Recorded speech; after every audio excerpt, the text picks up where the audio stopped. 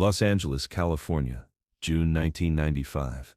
20th Century Fox Studios. Stage 7.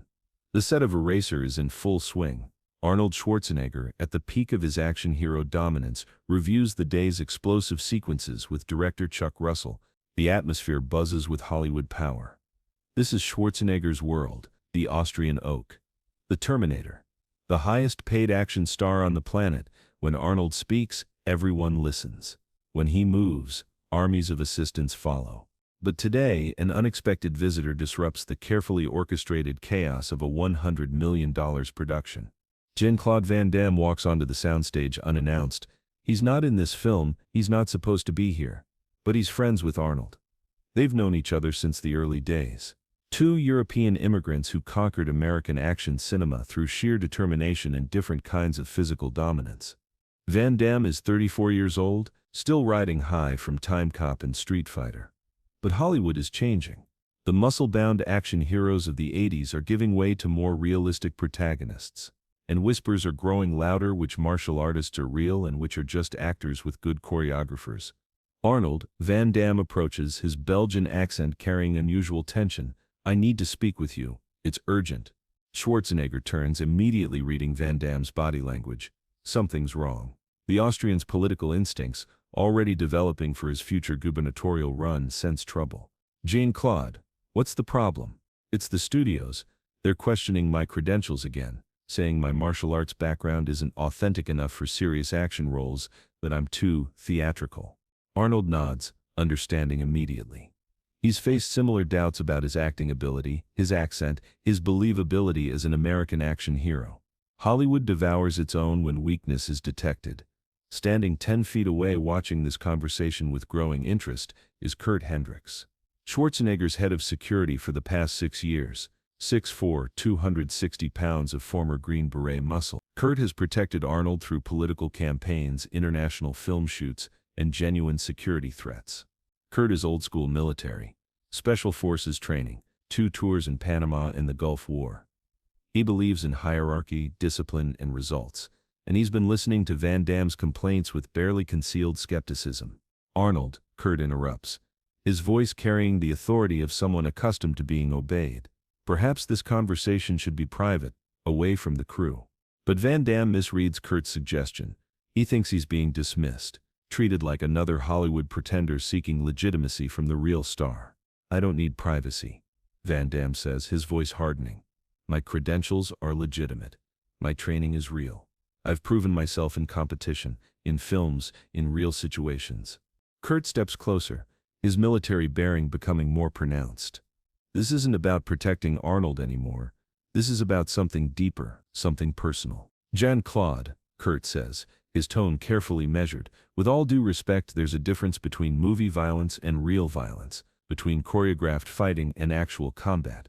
The soundstage begins to quiet. Crew members sense the shift in atmosphere. This conversation is turning into something else entirely. Van Damme's eyes narrow. "What exactly are you implying, Kurt?" Kurt doesn't back down. 6 years of special forces training, combat deployments where hesitation meant death, classified operations that would break most men. He's seen real violence, applied real violence. And he's unimpressed by Hollywood martial arts. "I'm saying," Kurt continues, his voice getting colder, "that you can't handle real violence. That all your spinning kicks and fancy moves work fine when everyone's following a script, but they fall apart when someone's actually trying to hurt you." The words hit Van Damme like a physical assault. Can't handle real violence. The ultimate dismissal of everything he's built his career and identity around. Schwarzenegger immediately steps forward, sensing danger. "Kurt, that's enough." But Van Damme raises his hand, stopping Arnold. His demeanor has completely changed. The frustration is gone, replaced by something colder and more focused. "You think I can't handle real violence?" Van Damme repeats quietly.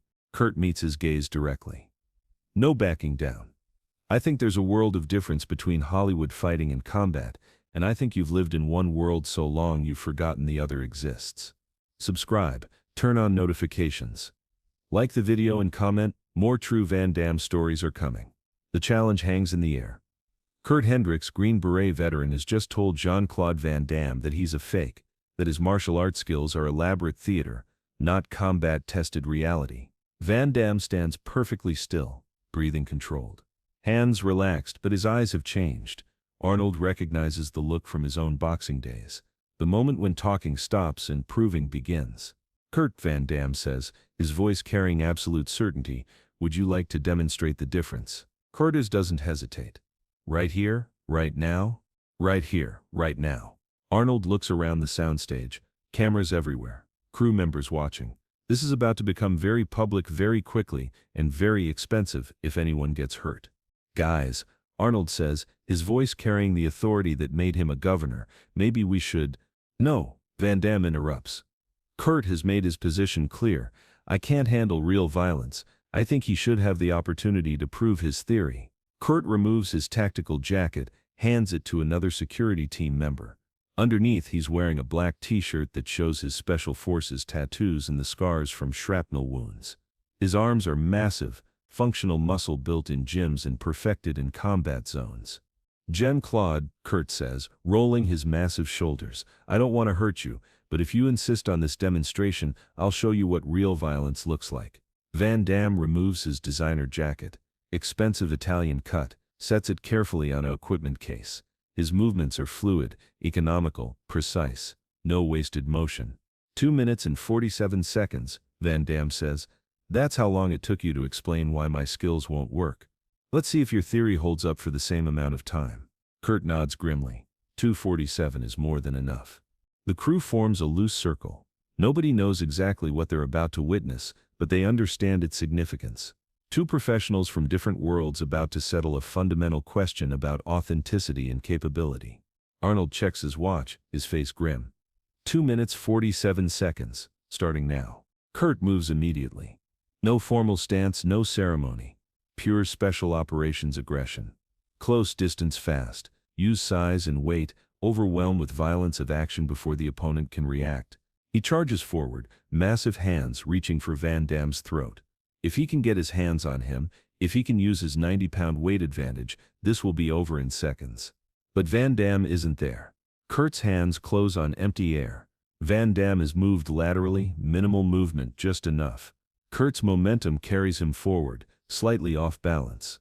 Van Damme's left hand touches Kurt's shoulder, gentle contact, redirecting energy. Kurt stumbles, catches himself, spins around with military precision. "First principle," Van Damme says calmly. "Real violence requires real targets." Kurt resets. More cautious now. He's fought smart opponents before. Adaptable ones. He circles left, looking for angles, testing Van Damme's reactions with quick feints. Van Damme doesn't react to the feints. His eyes never leave Kurt's center mass where all real movement originates. He's reading intention, not reacting to deception. Kurt throws a combination. Military combatives. Jab, cross, elbow, fast, hard, committed strikes, designed to end fights quickly. Van Damme moves through the attacks like water through stone, slipping, redirecting, making Kurt's power work against itself. None of the strikes land clean. Second principle, Van Damme says, still calm. Real violence requires connection. Kurt's breathing gets heavier. Not from exertion, but from growing realization. This small Belgian actor is making him look foolish, making his special forces training seem inadequate. Kurt changes tactics, goes low, shoots for Van Damme's legs with perfect wrestling technique, military ground fighting. Get him down, use size and strength, neutralize the speed advantage. Van Damme sprawls expertly. His weight shifts, his legs move back, his hands control Kurt's head position. Kurt finds himself face down on the soundstage floor, Van Damme standing beside him untouched. Third principle, Van Damme says, offering his hand to help Kurt up. Real violence requires understanding physics. Kurt takes the hand, stands, his face flushed with embarrassment and growing anger. He's being schooled by a movie star. In front of Schwarzenegger, in front of the crew, his military pride is being systematically dismantled. Arnold checks his watch, 1 minute 30 seconds remaining. But Kurt isn't finished. He has one more approach. The approach that kept him alive in combat zones where rules don't exist and mercy gets you killed. "Okay," Kurt says, breathing hard, "you're skilled. But can you handle real aggression, real killing intent?" Kurt's entire demeanor changes. His posture drops.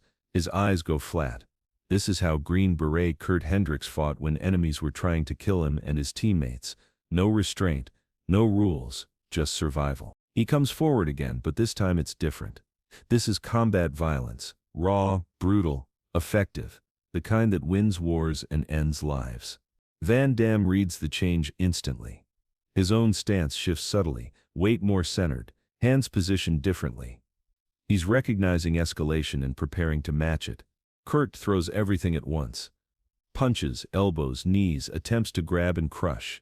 Military violence unleashed, the kind of aggression that overwhelmed insurgents and terrorists in close-quarters combat. But Van Damme isn't an insurgent or terrorist.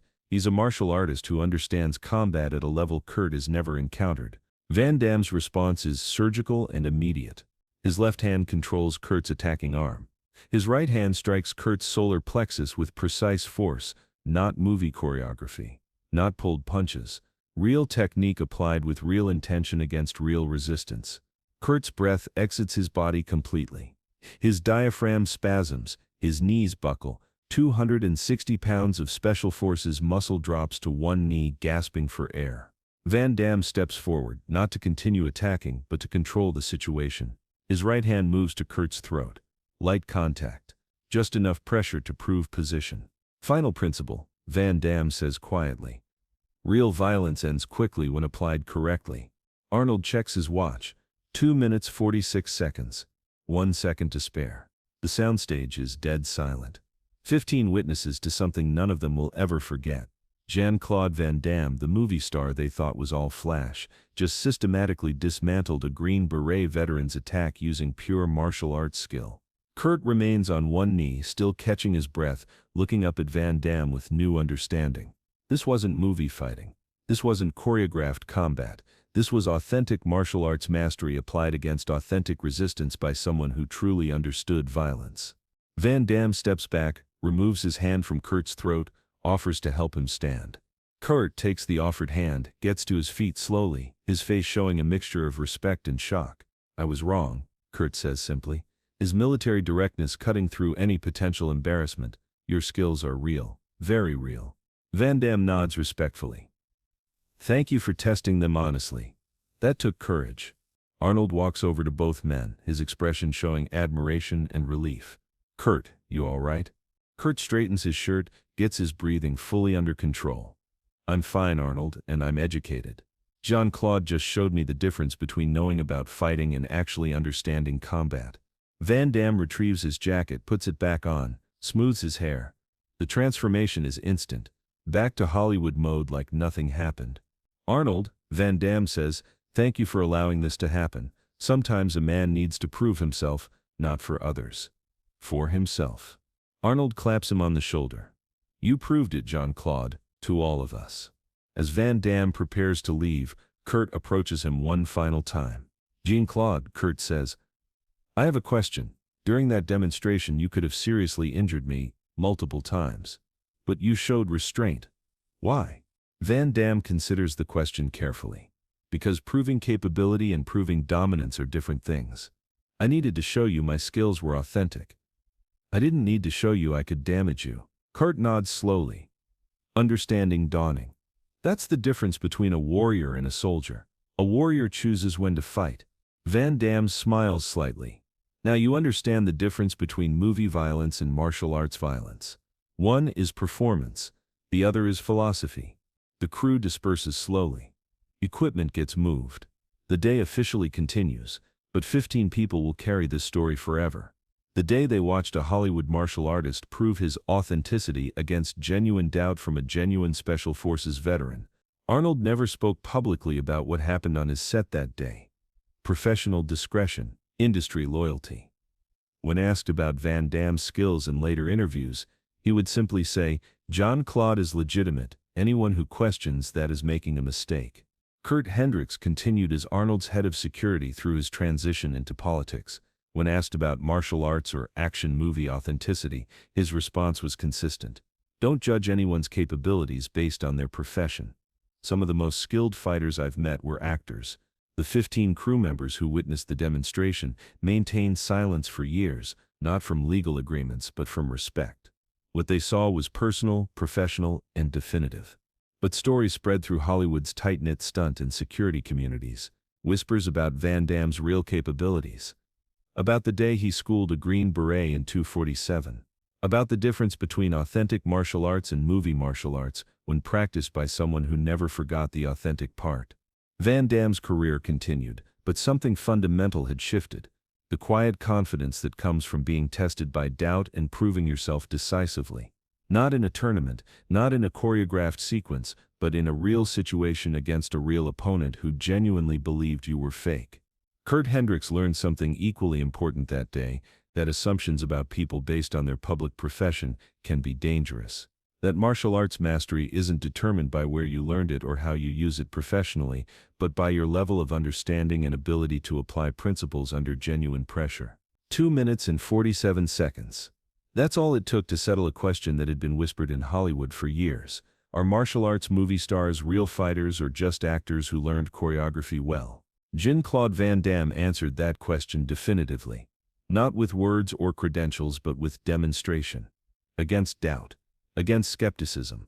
Against a special forces veteran who thought can't handle real violence was an accurate assessment.